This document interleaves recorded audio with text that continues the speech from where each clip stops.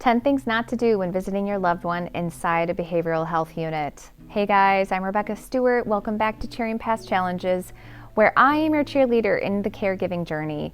And I have a feeling you are in charge or loving somebody that's going through a mental health crisis. I'm here to give you all the tips. I have 30 years experience of visiting my mom inside behavioral health units. I have been to clinics. I have been to local hospitals. I've even been to state-run hospitals, and they all kind of have similarities. The number one thing is going to be safety. And so that's a word you're going to hear a lot throughout these tips. But let's get into it. I'm getting chatty. Number one thing, don't bring lots of stuff with you. When you check in, you're going to have to fill out paperwork, and you're going to have to put everything you have inside a locker. So don't bring a lot of stuff. Don't bring snacks. Don't even bring a wallet. Just bring your car key fob and your cell phone. You're going to put that inside a locker. They're going to give you a key that you can hold on to, and then you're going to wait for staff to take you inside the locked unit. Now, this is where you start to feel a little bit like you're in prison, or like this is more security than what the president gets. That's okay. It feels normal, and as you do it, you're going to get used to this. So, I'm just giving you a heads up so you know what to expect. Number two, don't bring small children with you. Most places you have to be 18 or over. There is an exception. Sometimes inside the behavioral unit, there will be a family room where you can get together during holidays or, something like that. But otherwise, just get a babysitter. You're going to be so much more relaxed when you go. And it's definitely a place of crisis, so you don't want young children to see that. That's typically the way it is. Although when my mom was inside Winnebago, I went in the 80s when I was little. That was not a good thing, so I don't recommend it. Number three, don't arrive hungry.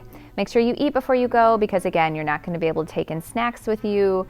You can have snacks in your car, but it's kind of a long process, which I'm going to get into next, which is number four, do not arrive if you're on a time crunch. Basically, you want to give yourself about 2 hours going inside a behavioral health unit, because it's going to take 10 to 15 minutes to check in, and then you're going to have a visit with your loved one, and then it's going to take 10 to 15 minutes to leave. So definitely give yourself enough time. I would say an hour to 2 hours. Number five, do not promise your loved one that they are getting out. Typically, this was my situation. It may not be the same with yours. My mom would say, "Get me out of here. When can I get out of here? I want to get out of here." And she would try to manipulate me or barter with me even, like, if I get out, then this will happen type scenarios. So it's really important that you don't promise your loved one anything. In fact, what an honest answer is I don't know. I don't know when you're getting out. I don't know anything. I'm here to support you. I don't know. And so I don't know is a really good answer to keep, and to just actually listen and mirror back with them. So if they are upset and they want to get out, say, "I get it. This isn't easy. I wouldn't want this either."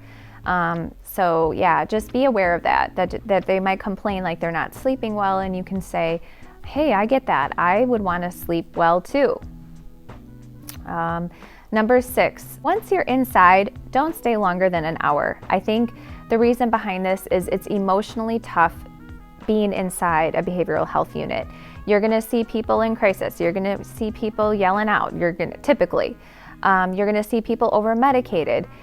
It's a hard thing to see your loved one going through a hard process. So give yourself the grace that you're not going to hang out all afternoon with them, because when you get back home, you have laundry, you have dishes, you have other family members. So, and you have yourself, you have your own person to think about. And really, typically, an hour-long visit is actually too long. Probably the sweet spot was for my mom in her 70s. For me to go visit her inside a behavioral health unit would probably be a 30-minute visit. Depending on if you're close and you can do more regular visits, and you can shorten the visits to 10-minute visits. So they don't have to be, first of all, they don't have to be every day, and secondly, they don't have to be long. It's really just something for you to gauge. But the point of this is to keep boundaries healthy, keep yourself feeling good so that you can give them and offer more care. Number 7, do not stare or chat with other patients. So they are going through their own journey, their own crisis, and typically it's okay to smile and be kind to people and respectful. But the reason why I say don't stare, make eye contact is you want to really focus in on your loved one. And a lot of times there might be multiple people in a living room area space, and you might have somebody in there saying to you, hey, you, hey, help me. Just don't give them eye contact. It's really simple. I would just ignore it, and I would just look at my mom.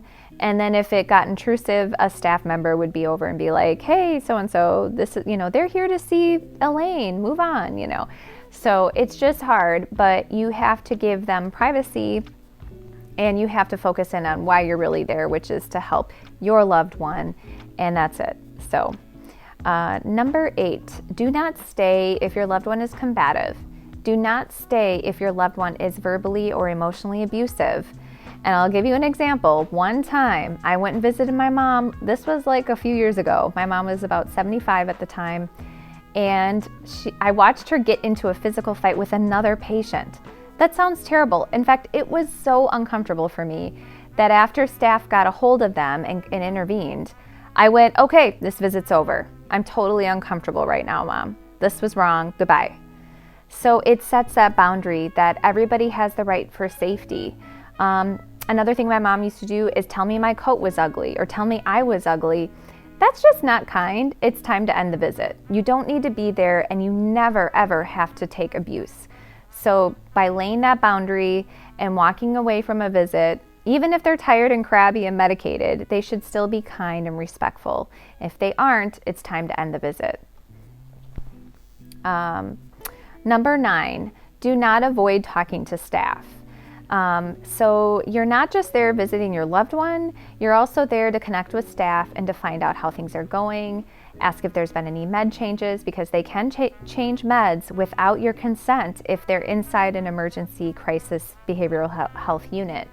So make sure you know for follow-up care what level of medications they're on, have there been any changes, how is your loved one doing with therapy and with the talk time, how are they sleeping at night? These are all questions that you want to ask at the nurse's station when you check in.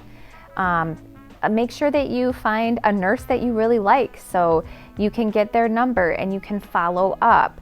Maybe there's a social worker there that you will develop a relationship with that will help your loved one with discharge and help them with the aftercare program, whatever that is.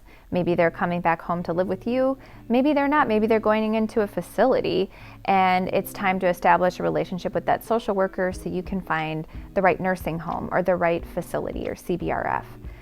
These are terms that if you don't know, you're going to have to listen to other content that I've made about CBRFs and things like that, because we're going to get into the 10th thing. This is the most important tip not to do, and that is do not have high expectations. Do not go to a behavioral health unit thinking it's going to be all rainbows and bunnies and sunshine.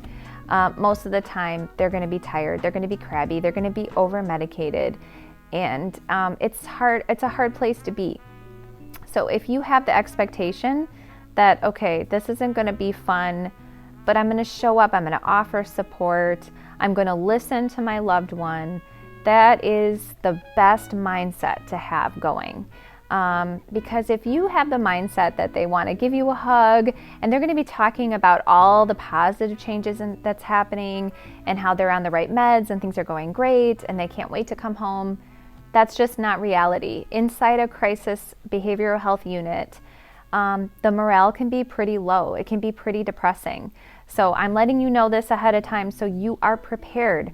I mean, one of the very first memories I have of visiting my mom in a behavioral health unit, I was about 17 years old. I had just gotten my license, and I had a balloon and a plant and all these things for her, like gifts. And when I showed up to connect with her and give her these beautiful gifts, she was laying on the couch and food was drooling out the side of her mouth. And she was young at the time. She was like 60, 55, something like that. And I was like, whoa. And then I talked to the nurse and I said, hey, she's over medicated, something's not right. And they're like, yeah, we gave her too much meds and now we're backing off. And so, they're just figuring out what works for your loved one too. So don't come thinking it's going to be like a normal visit with your loved one. Things aren't normal. Things are getting better, and you always have to have hope that things are getting better for them, but things are not going to be all rainbow and all happy. So I hope that these 10 tips were helpful. I really just want to encourage you that on your caregiving journey, you are enough, that just showing up is enough.